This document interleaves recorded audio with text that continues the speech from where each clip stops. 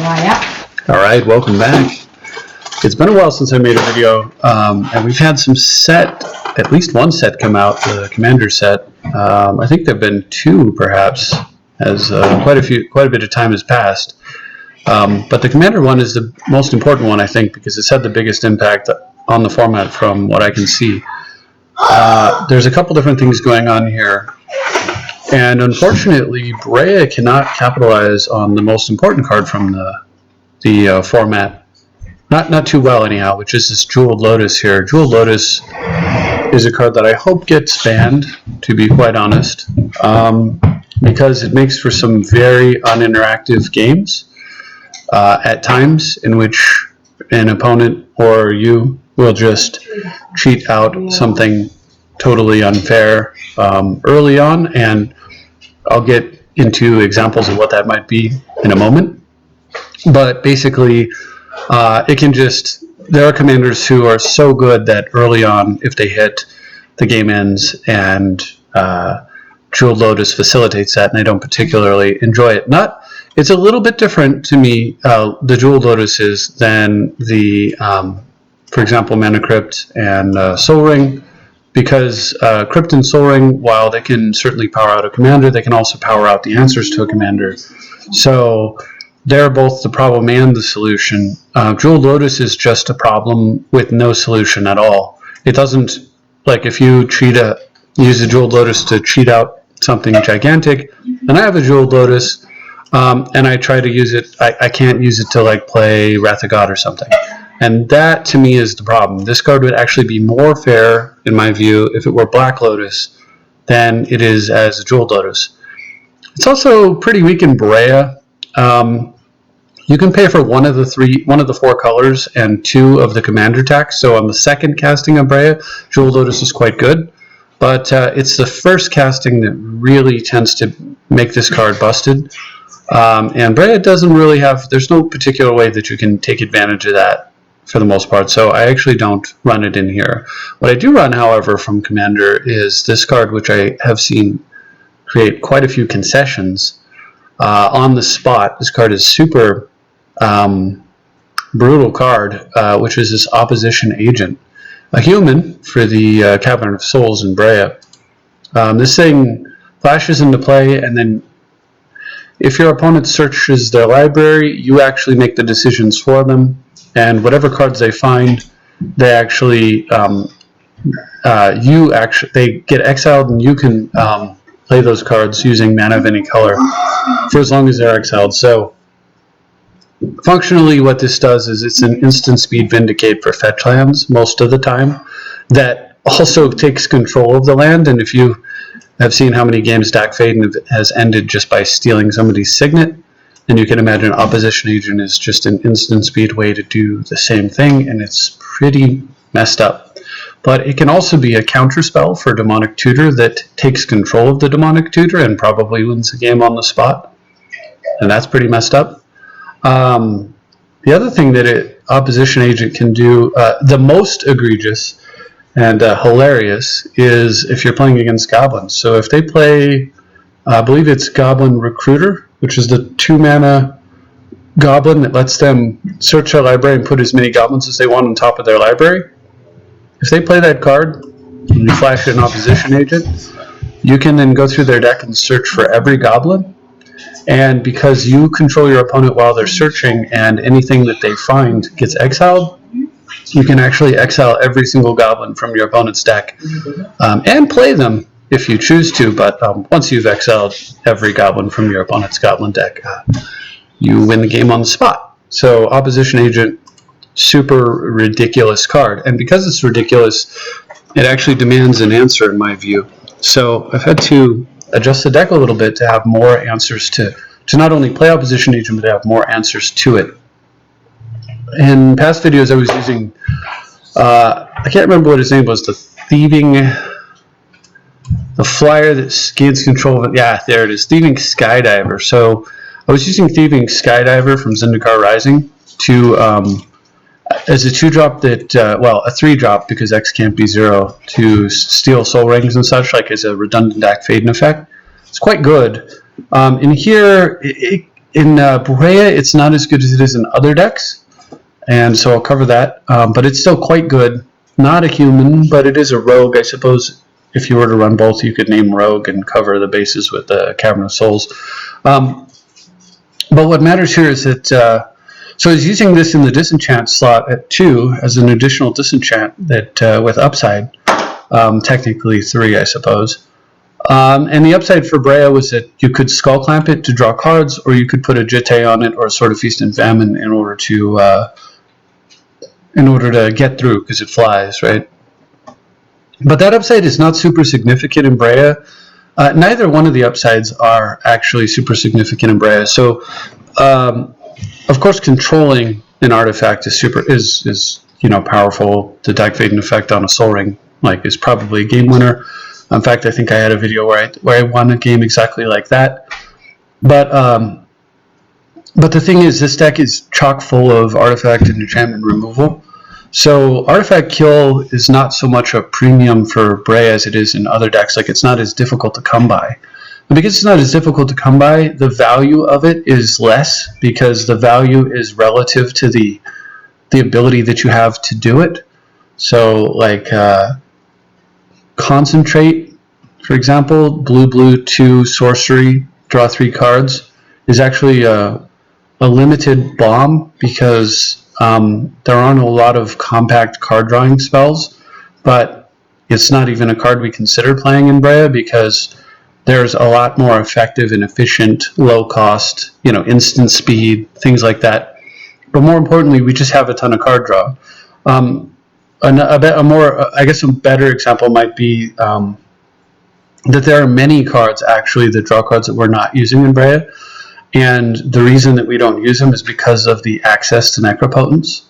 And so very frequently, almost every card has to be evaluated in that light. And so Thieving Skydiver kind of falls into the same paradigm. You have to evaluate it in light of the other cards that you have access to, like Disenchant, Vandal Blast, and so forth. And within that light, it's still a good enough card that I would play it, and I was.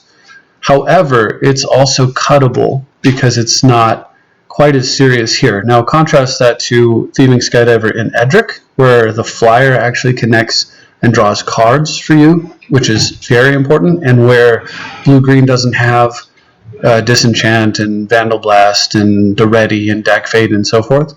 So, big difference there. So the Skydiver is an all-star in Edric. And contrasted to Nin, I think even though Nin has a lot of artifact removal, it's almost certainly the case that Skydiver belongs in Nin. Almost certainly. I'd leave that to the Nin master, Brian, to ultimately decide. But my hunch is that it does belong in Nin, and the reason is that Nin loves having things that it can shoot.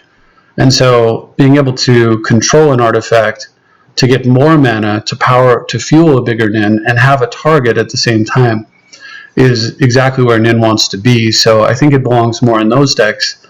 Whereas in Breya, what's happened is, because of Opposition Agent, I needed more removal, but I couldn't afford to cut artifact kill at the same time, and there was only one card that fit the bill for both, and that was not Thieving Skydiver, that was a Braid. So a Braid has made its way into the deck, specifically to take the slot of the Thieving Skydiver, the artifact removal slot, which used to be Seal of Cleansing, and at the same time give me additional answers to Opposition Agent, which I think is very important, because an Opposition Agent has to be answered at instant speed most of the time. Typically, it's not played on the opponent's turn as a sorcery speed. Alright, so the other card that I added, besides a Braid, I actually was playing a lot with Mazemind Tome, and really like the card quite a bit. So Mazemind Tome is this guy. 2 mana to play it, 2 mana to tap it and put a page counter on it, draw a card. If it gets 4 page counters, you sacrifice it and gain 4 life. You exile it and gain 4 life. Mazemind Tome is super awesome card. I think it's very, very good in decks like this, particularly against other control decks, where you can slip it out cheaply under a counter magic, and then you can get ahead on cards and mana, 4 cards ahead, right? It has another ability, which is to tap and scry and put a counter on it, so in a pinch you can always, like if they're about to destroy it, you can always do that. If you don't have the mana to draw an extra card, you can scry instead. But that's not the main purpose of playing it. The thing that's interesting about Mazemind Tome is that there's a card you actually want to combo with it. So if, in my opinion, if you're going to play the Tome, or you're going to play Karn the Great Creator, which is the one-sided null rod for your opponent. So if you're going to play either of these cards, you should play both of these cards.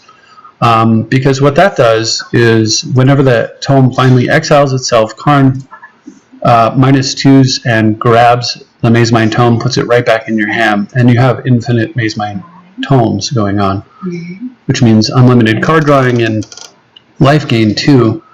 And your Karn is just a great card that, you know, locks your opponent down, and the Tome is a great card. So they're both great, but, you know, everything is measured against what you have to cut.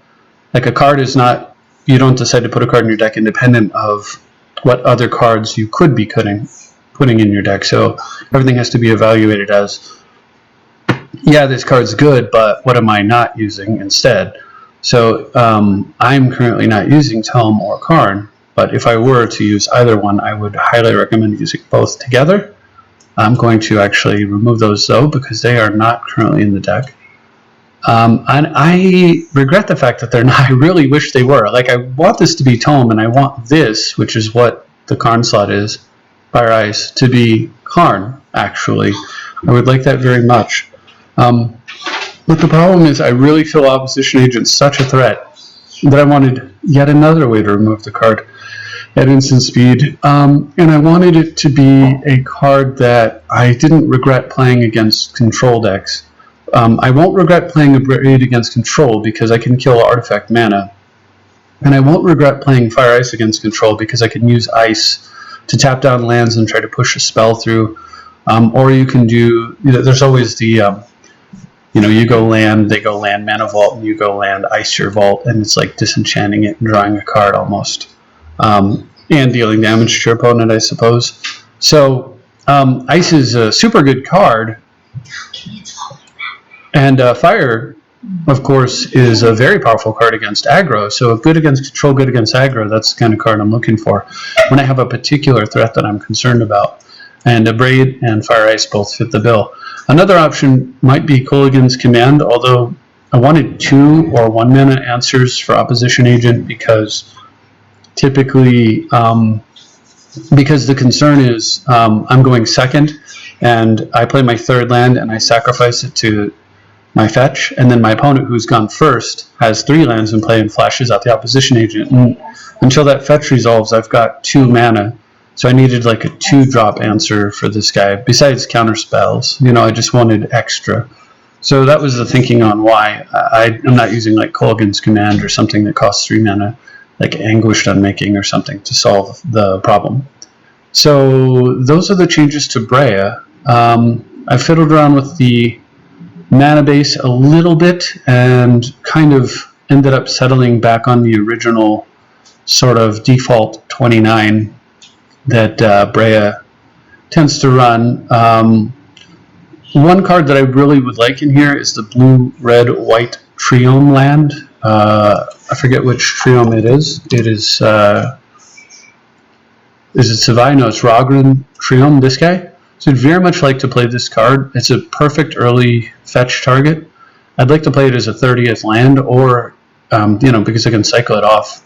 Or if I weren't going to play it as a 30th land, I would have replaced Mystic Sanctuary with it. But I think Mystic Sanctuary is just too darn good in a long game to cut. So I think I'm going to have to leave the Mystic Sanctuary in there.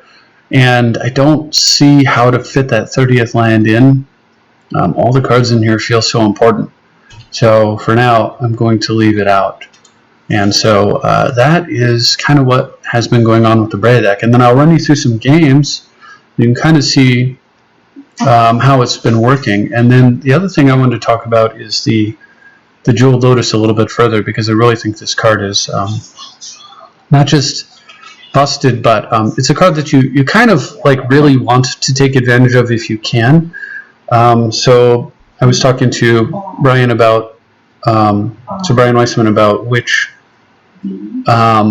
deck best to take advantage of it, and his suggestion was probably better than mine, which was just Zur, because Zur's the most broken deck, and now you've got a way to make it even more ridiculous, and he was totally right about that. So we've been playing around with variations on Zur, and ultimately settled on, at least, and this version does not currently have opposition agent, but ultimately kind of settled on this version, or at least this is the version that I've been using. With one questionable slot, I think the Pact of Negation could be something else, maybe opposition agent, maybe, I don't know, Vindicator, Anguish Unmaking or something, but for now, this is the version that I have. So it's heavier on the lands. This is 32 lands, and the reason is that you want to get Zur down as fast as possible, and you're not trying to build up big mana. I cut Gilded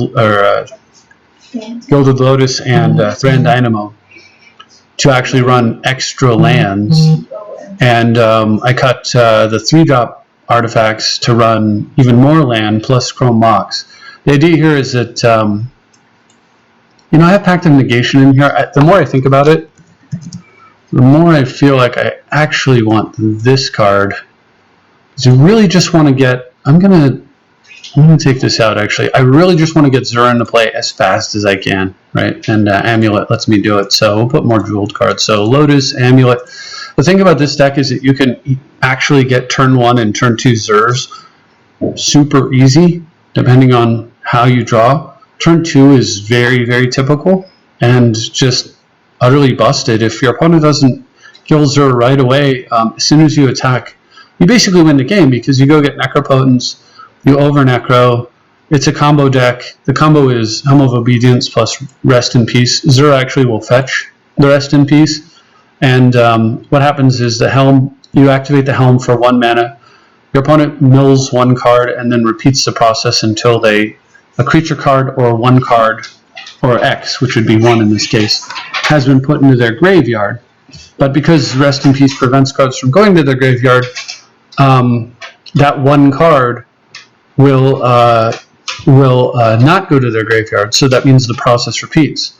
So 1 card gets exiled, the process repeats, and that happens until their entire library is exiled, because it just keeps trying over and over and failing to put a card in the graveyard, the 1 card that you're supposed to put in the graveyard.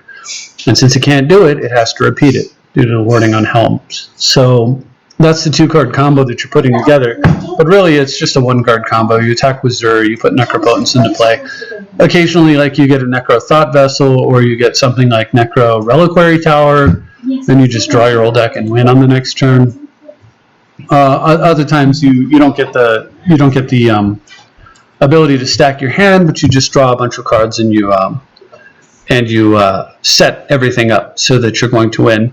This deck is so combo oriented that it has like all the individual, Duress, Inquisition, Thoughtseize, but it even has stuff like Arcane Denial, like an absolutely terrible counterspell that sets you back in card advantage. Doesn't matter at all, because what is going back in 1 card in order to generate 30 matter? It just doesn't matter, right? It has Memory Lapse, because, again, combo, you just need to win this turn. It has Force of Misdirection, rather. Doesn't play, like, you have Jace, of course, but you're not playing, like, no Factor Fictions, nothing that generates cards here, because Zur is your card generation engine with Necro. Look at the counter spells: Dispel, Frustrastorm, Miscast, Spell Pierce, Spell Snare, Swan Song. Like, this deck does not care about doing anything except exchanging whatever cards it needs to trade, and of course tons of mana, in order to attack with Zur. And then once you do that, the game is yours. It even has like Mystical Dispute, which is a newer card. So 3 mana counter spell, mana leak. 3 mana mana leak that costs only 1 mana if it targets a blue spell, which will typically be. So it's a decent counter, and occasionally it's a super good counter. So this thing is just it's just busted, and it totally takes advantage of Lotus because Lotus can pay for half of the cost of Zur on the first cast, which is another way that you can get a turn 2 Zur. So you just go first turn land, Enlightened Tutor for Lotus, second turn land, Lotus, Zur, and now they have exactly one turn to deal with a 1/4 flyer, or you attack, get Necro, and win the game. It's really, really dumb, honestly. Jeweled Lotus is it just makes Zur super broken. Brian was 100% correct about that, and Zur was already bad, but doesn't show up in Breya. I do think that Breya is still very competitive. Zur's sort of on a different level, though. It's sort of like Breya is probably the strongest fair deck, I guess, in the sense of like the commander isn't just to win the game on the spot type of commander. It's a defensive commander that tries to draw the game out so that you can win by outplaying your opponent. And Zur, on the other hand, is a commander that just says if you attack with this, you win. And so Zur is sort of on a totally different tier from almost any other commander. If only Necro were just banned, like, it's funny because Zur would be fine. It'd just be a really good card in a format filled with them. But unfortunately, this card just warps the format so bad that Zur itself, if they want to keep Necro illegal for whatever reason, it makes no sense to me at all, then they need to ban Zur. But I don't know why Necro is legal in a 40 life format. This card is just, it's just no fun, honestly. Like, and all of them, they need to go. But I've been saying that for years, and I don't think it's going to happen. So until then, if you can't beat them, join them. All right, so that's all I've got for the deck tech. I'm going to do a second video, and I'll run you through. You know what? I'm not going to do a second video and run through some games. I'm actually going to run through some games now. These are going to be Breya games. I'll have to do a second video for the Zur later, but this is because I played the Breya games fairly recently here. Excuse me. What you'll see is two things. So one is I haven't really played too much Magic lately, and you cannot pick up this control deck and play it cold turkey. At least I cannot, and I don't think most people can. I don't even think Brian can necessarily. And play it cold turkey unless you've been playing similar types of Magic for a while. Like if you just stop playing Magic or you don't play Control for a while and then you pick it up, you'll still be good, but you're not going to be great because you really have to know the inner workings of the deck to be great. And like you have to be able to plan every single little iota of all the moving parts, right? So to be able to do that, cold turkey is pretty much impossible for almost anyone. You kind of have to be like in the rhythm. It's certainly for me. So I picked up the deck after a few months, and I also had the older version, like, you know, it was a couple months out of date, didn't have some of the newer cards or any responses to them, and had a really tough time. I also ended up playing against some really strong opponents. 5-color bad stuff's very, very good. Managed to beat them 3 out of 4, but you know, I lost that one there. I lost one against this person, lost one here, beat that person, lost to them, lost one here. And finally, this was, you can see it's 6-19. I was like, okay, what have I learned? And let me take a break and make changes to the deck and come back to it. And then I came back to it with the adjustments that I've gone over, and all wins after that. So I thought I'd run you through some of those games, I suppose, just so you can see the configuration changes in action and decide what you think. So we'll start with the 12-10 games, and I've done the losing video games and others, but I don't find it particularly valuable when you're losing with the version of the deck that I'm not even playing. So we can go over some of that again if it comes up. So this is playing against Vorel the Hull Clade.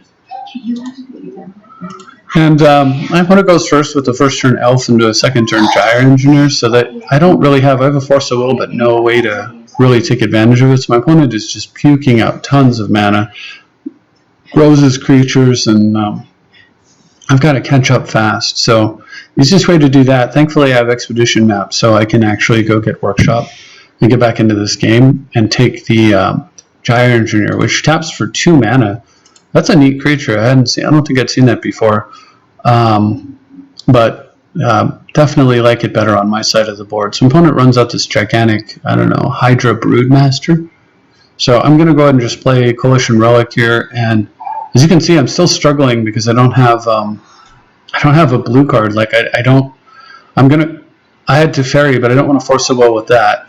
So go ahead and tuck their Hydra. I know that Teferi's going to die here, but what are you going to do? In the meantime, my opponent's plays an interesting artifact here, Mana Geode. So a 3 mana artifact that taps for mana of any color and gives you a scry when you play it. That's a pretty neat card. I really like that card. It's very fair.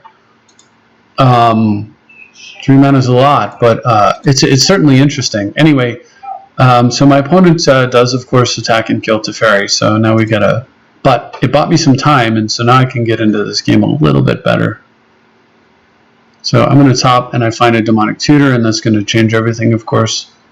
I'm going to DT here, and just throw down Necropotence, because Necropotence is actually ridiculous. And yeah, I'll just over Necro by a bit, call it. And how does my opponent with no cards in hand beat this hand? And here's a little secret: they don't. Actually, I didn't even over Necro. I didn't need to. Alright, so my opponent's, this is their Hydra turn. I'm just going to force will their Hydra, and with no cards in hand, and I mean, they can play their Vorel, but their commander is basically useless. And of course, I have the Shackles on board anyway. My opponent gives up. Of course, if they hadn't given up, this hand is can do plenty. We can Enlighten Tutor for whatever we want here. We can then on the main phase sacrifice the Flooded Strand to get another island. Well, if we Enlighten Tutor, we wouldn't necessarily draw the card because there's a Necro up. So I would have had to do it a little bit more. I'd probably charge this thing, play Tezzeret, use Tezzeret to get the top, Enlighten Tutor, sacking this, top it into my hand, probably more artifact mana, play that, and then play Mystic Sanctuary to recharge the tutor, or, you know, I don't know. At this point, like, I'm not exactly sure how I win, but the bottom line is it's an empty-handed opponent against an Necropotence. It's one of those, I don't think I actually gave it a tremendous amount of thought at this point, but I don't think I had to either.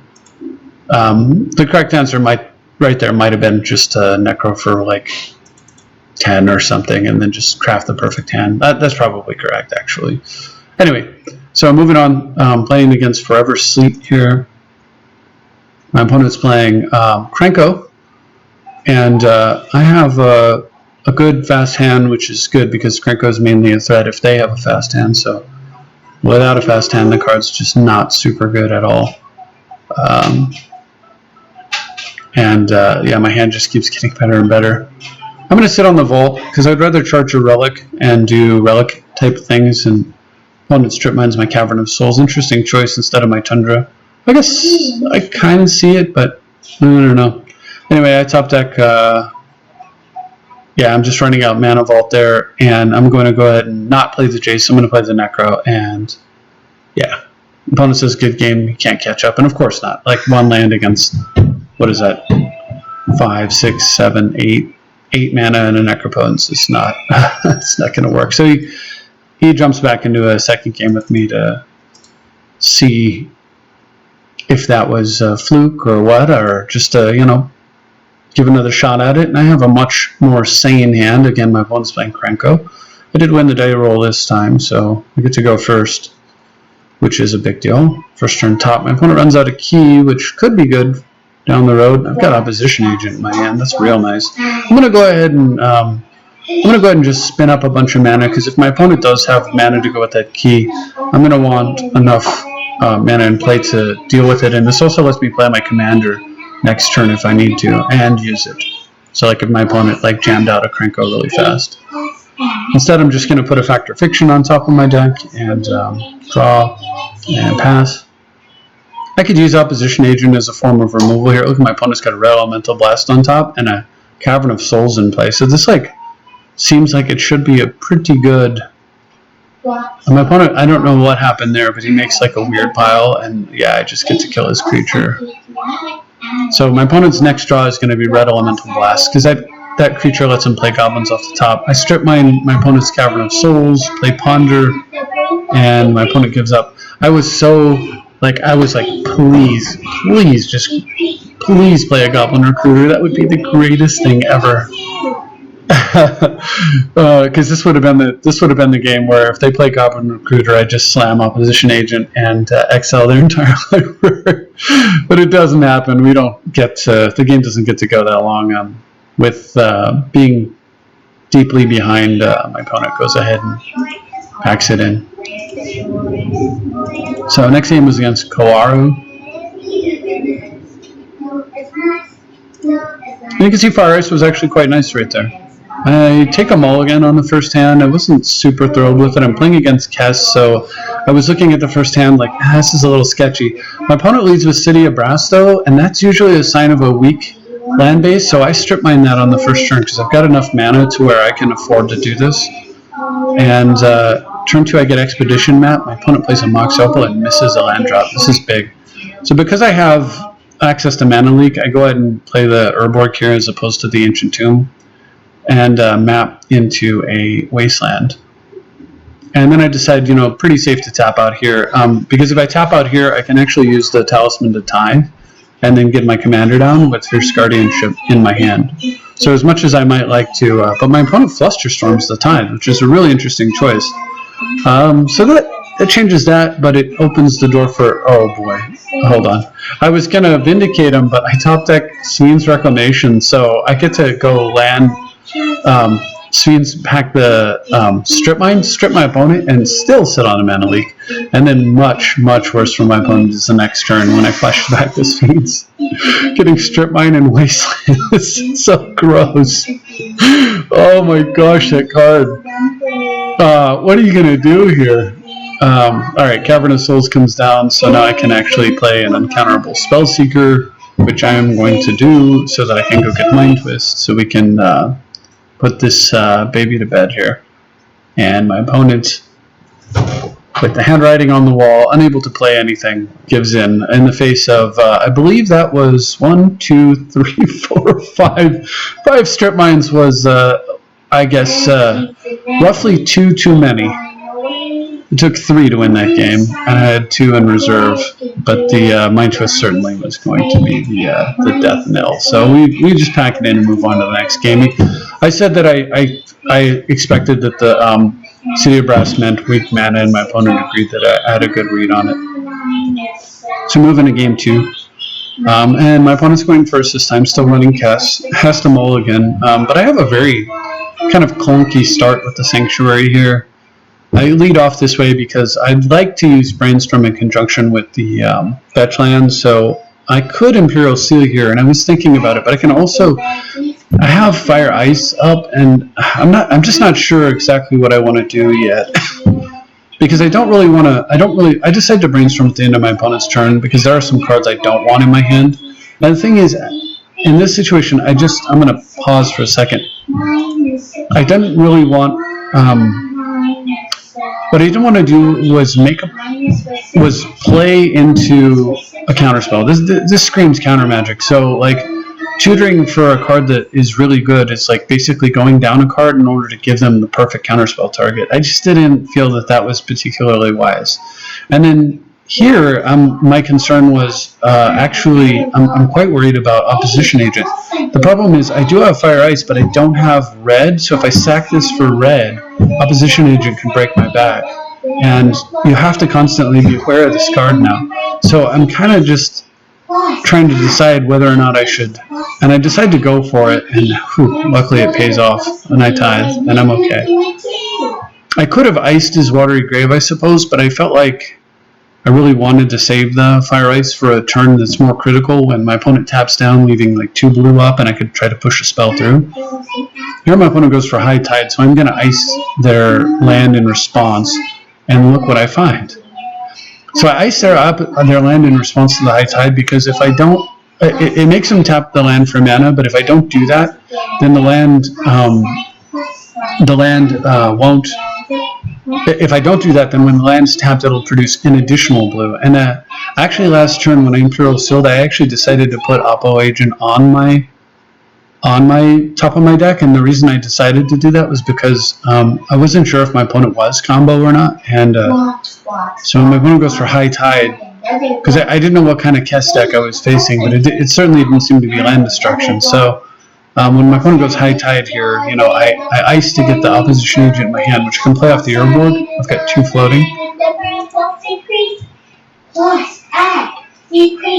And sorry, my son's doing some, he's listening to some school stuff in the background. Anyway, opponent runs out Kess, so I just play opposition agent and it gets counterspelled. Okay, fine.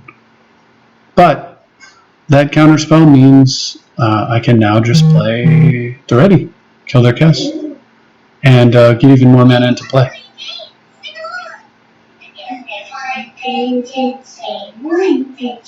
Alright, so my opponent's turn. Now they've got a problem because Duretti is, and my opponent just makes a misplay here, runs an Isochron Scepter with a delay under it, and that's just not going to work. So I'm just going to float some mana and kill that thing, and then go ahead and fetch and play Breya, which sticks. And since it sticks, I figure my opponent probably doesn't have a counter, so I just slam Narset into a Mox. And I still have mana floating, so I'm going to run out a sword. If my opponent doesn't have a counter magic, then I'm gonna get these cards out while I can. Opponent does Mystic Sanctuary High Tide, so they're going to try to combo me out here, but I'm going to go after. They've got 1 card in hand, so I'm not quite sure how this combo is going to work. They just have High Tide, so I hit them for damage, and then after the sword is on the stack, I float mana. I let the sword resolve in case the card in their hand was a counterspell. Then I impulse into Sphenes and abrade their Arcane Signet. I also Sphenes the opposition agent back into play and move the sword over on top of it. So now at this point, my opponent, I know they drew a High Tide, so what? So they can play a Kess here. And then what are they going to do?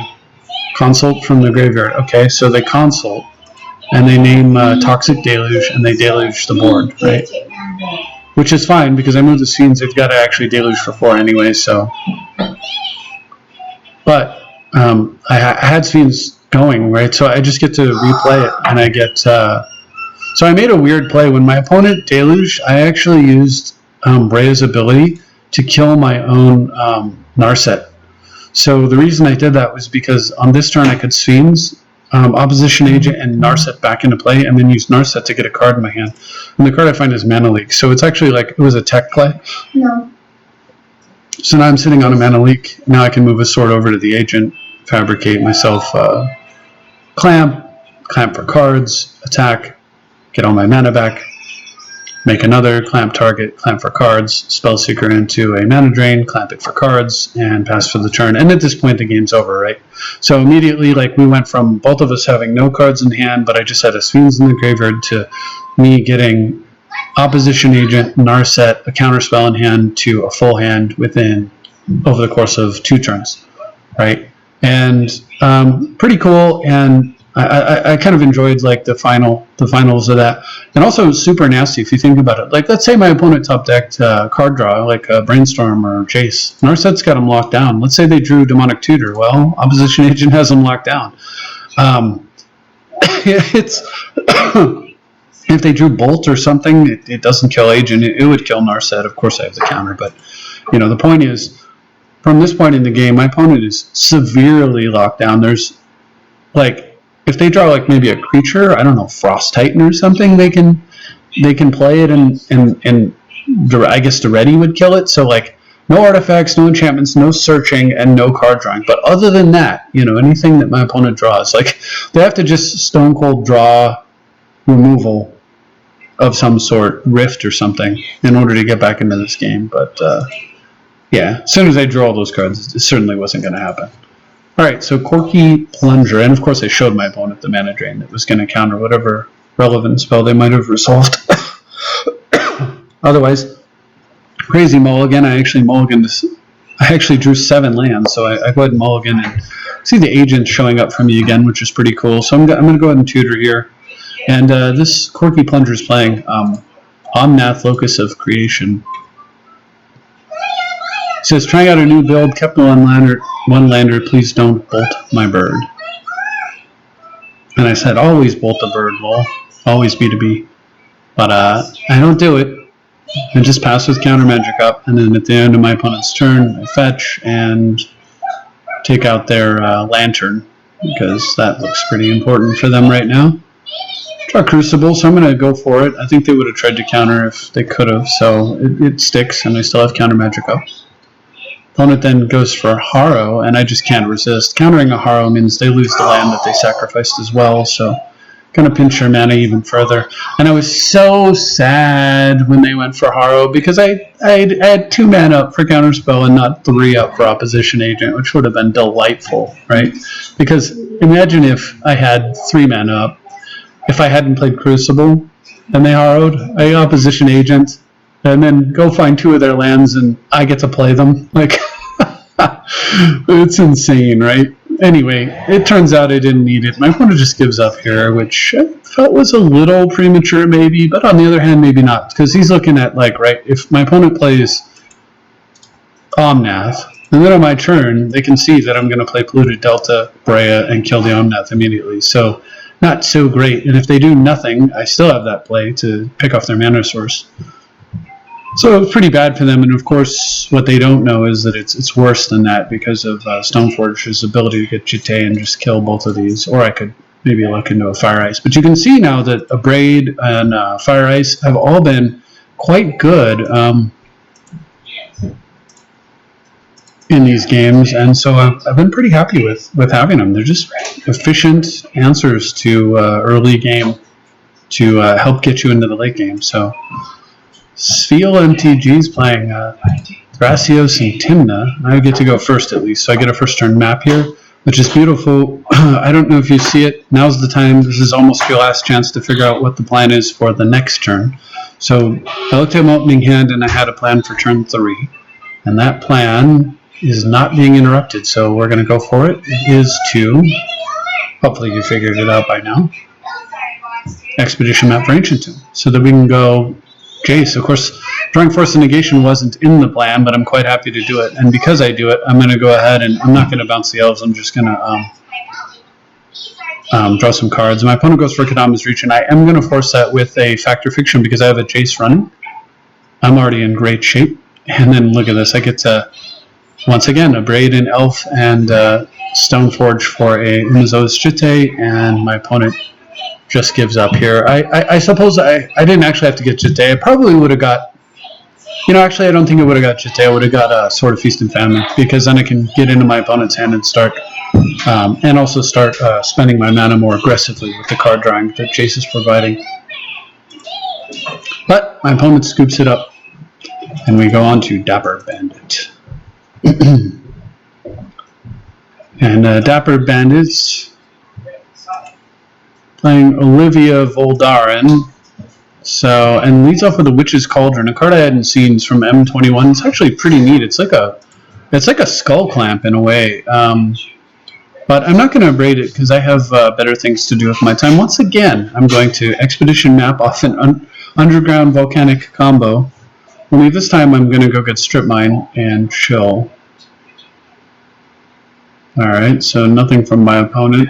So I'm going to just abrade that Cauldron so I don't have to worry about them drawing extra cards. I draw a Soul Ring here, which is primo because I can now Wasteland them, or Strip Mine them and Fact or Fiction. Should I choose? Of course, sitting on Opposition Agent if my opponent does something crazy like play a fetch land, like the staple of the format. Opponent tries to split up a Fact or Fiction pod, just take mana, Narset. This is great for me. Run out of Spellseeker here. Of course, my opponent hasn't given any evidence that they have their own Opposition Agent. Alright, so they run out of some kind of Blood Priest. It's just mostly a damage dealing type card. I'm just going to chill and destroy their red source once again. sitting on Mana Drain, Swords, and Agent. I have no reason to Swords anything that's just sitting there not attacking, so we'll draw some extra cards here.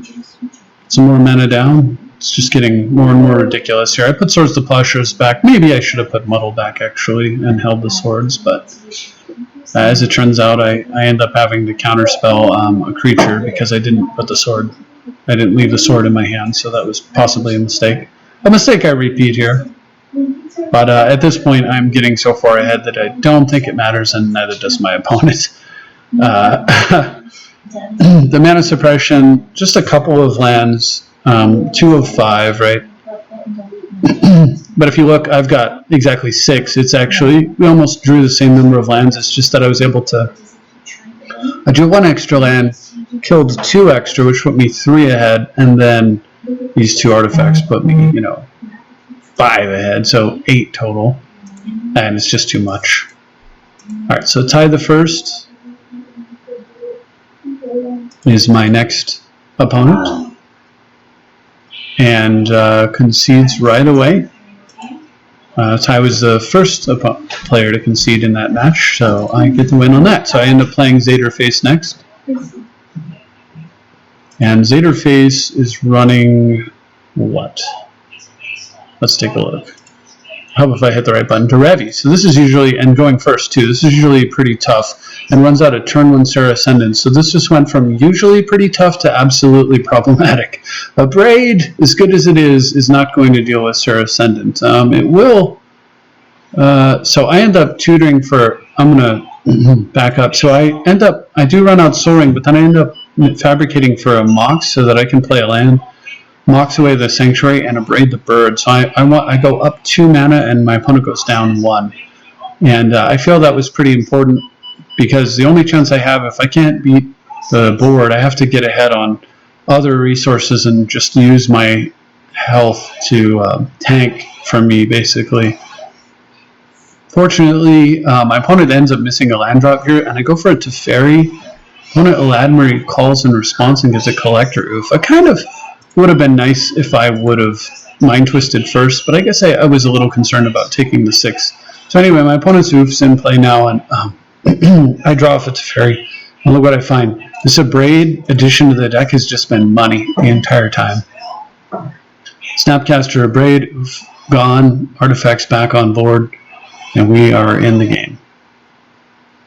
And at this point, my opponent gives up. They miss a land drop, I guess. So despite having Bird of Paradise and a 6/6 flying lifelinking creature to beat my head in starting on turn 1, and despite trying to shut me down with a Collector Oof, I managed to get the win. And my opponent says, "What a boring deck." And I said, "Well, if you're bored with your deck, you could try mine," and I sent him a link to the channel. So hopefully, if Zayderface is watching and they're bored with their green-white deck, they might like to try the Breya deck. Alright, so anyway, I moved on to Egg Dog here. Somehow I don't think that's exactly what they meant, but that's how I chose to interpret it. And this opponent has one of the most busted starts I've ever seen. Certainly from a Natha the Guiltleaf deck. So Natha the Guiltleaf is actually a threat, right? Random discard every turn and create creatures.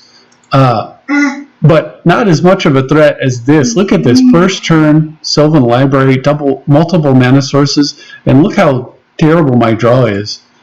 I kept it on the strength of Deluge, right? Well, I'm going to just have to make the best of it. I'm going to shuffle away everything there. I find Teferi, it's not a mana source to keep up.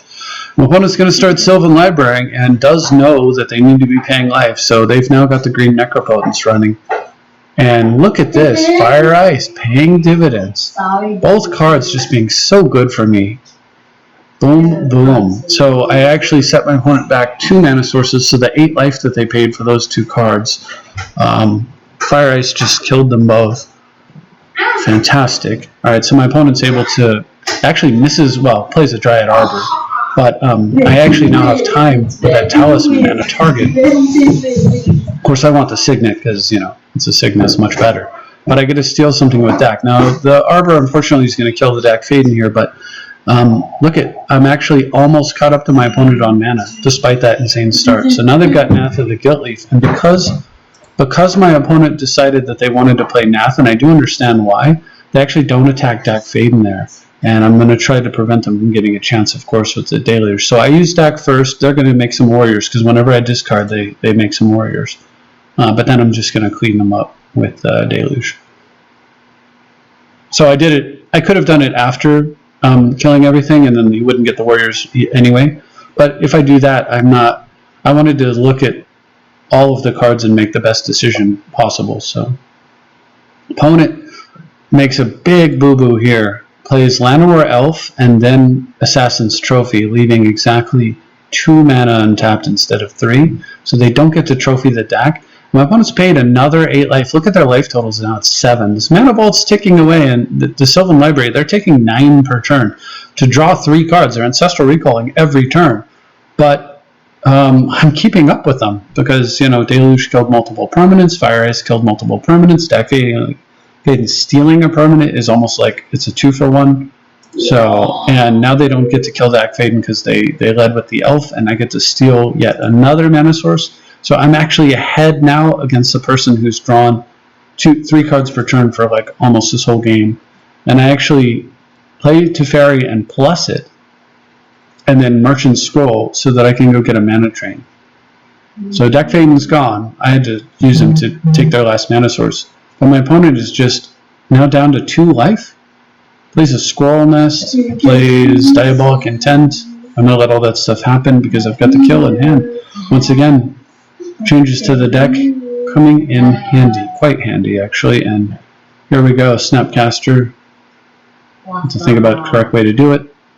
Alright, so I put the Teferi ability on the stack during my end step. Float some mana, play Snapcaster, and burn. Deal 2 to my opponent. And I did it that way because if I did it prior to the end step, I wanted Teferi's ability on the stack so that I would immediately get the rebate, so that I would have mana to respond to anything that my opponent could do while tapped out. There are green cards that can give you like 13, 14 life for 0 mana, so I just want to be in the extremely unlikely situation that my opponent might be playing such a card. I wanted all of my mana available to answer it so that the win was guaranteed. Mostly because that is the technically correct play. And I don't like sloppy magic. Alright, so Archangel 71 is my next opponent, playing Atraxa. And my hand is okay. Gets a little better with the Strip Mine on a Vivid Marsh, which signals a weakness. When it leads off then with a Vivid Meadow into a Bog, Bajuka Bog. So maybe it's not weak, but maybe it's just that their deck just runs a lot of coming to play tap land. So I brainstorm and at least clean up one of the cards, and then I'm going to sit on Counterspell here. And I'm glad I do because my opponent tries to play a mana source. Pantheon is also an interesting, Ultra of the Pantheon is an interesting artifact mana source. So I'm going to counter that and then destroy their Vivid Meadow, and run out a bunch more mana sources here. And I'm going to, and my opponent says, is this just an LD deck? And I say no, something to the effect of, this deck tries to counter everything you do, not just lands. Alright, so for my turn, of course, I'm going to run out Breya. My hand was empty, so I tutored for the Skull Clamp here so that I could refill my hand. It's just devastatingly powerful to do that. Clamp up the Trinket and attack. Opponent does have enough mana to play a Stuffy Doll, which is interesting. So I equip Jete and swing. When it blocks, I'm going to take 4. I'm doming myself for 4 here in order to get some counters on the Jete and remove the combo potential of Stuffy Doll. A Mystic Sanctuary and put a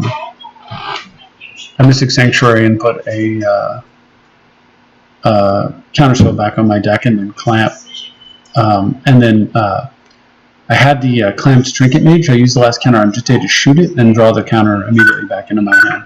When it plays Atraxa, I'm not even going to counter that thing. It's not worth countering when I don't have to. So I'm just topping and then sacking the top and an artifact to kill the Atraxa, draw a card off the Sensei's Divining Top. Basically you tap it, hold down control, and then sack it to Breya, so you end up plus a card. when it runs out another creature, I've got Dark Confidant running now. And the game's basically over. This is just, as you can see, look at my hand. I'm going to bash them with Breya and shrink their guy. Not going to use any resources that I don't have to, but I will lock them down on our Winter Orb, and then the opponent finally concedes. So, you know, at this point, they have 3 cards in hand. I have 3 counter spells in hand, so I have no mana. So, yeah, they're probably not going to win that one. And we move on to the last game, which is once again against Zetaface. And Zetaface has decided that they're not going to show face, and they just concede immediately. And we get the final win. So, funny enough, the big boogeyman never actually needed. I mean, I used it to beat my opponent's face in with a sword. It was nice to have a 3/2 flash. But as it turned out, I never actually stole anybody's search ability. But that extra insurance policy is very, very nice, and something wonderful that Breya could not do before too easily, and certainly not at instant speed. So very powerful, or at least not with a permanent at instant speed. There is a card was called Shadow something, 2 mana instant at blue-black hybrid cost that allows you to prevent your opponent from searching for a turn. Could act as a sinkhole with a card draw effect on it if your opponent tried to use a fetch land. An interesting card, kind of a griefer card in a way, because it's fairly weak most of the time and then pretty damn good some of the time. But I think Opposition Agent just makes more sense because it's a permanent problem for your opponent to have to solve, and because this deck runs equipment. So anyway, that's all I've got. Hopefully you enjoyed it. Like I said, I'll do the Zur games another time. Zur games are not that fun, but they can be fun to watch, so it's worth doing a video for that reason. But they're actually just not that fun to play, honestly. It feels exciting for the first couple games, and then it just feels dumb. Like, it doesn't feel fun, it just feels, I mean, it's like easy button. So I don't know that I enjoy that, but I will run through some games in a video just to because I enjoy entertaining people, and hopefully you'll like that. But in the meantime, if you want to play with the adjustments to the Breya deck, this is the list. Hopefully you enjoy it yourself, have fun. Thank you very much for watching. I'll see you next time.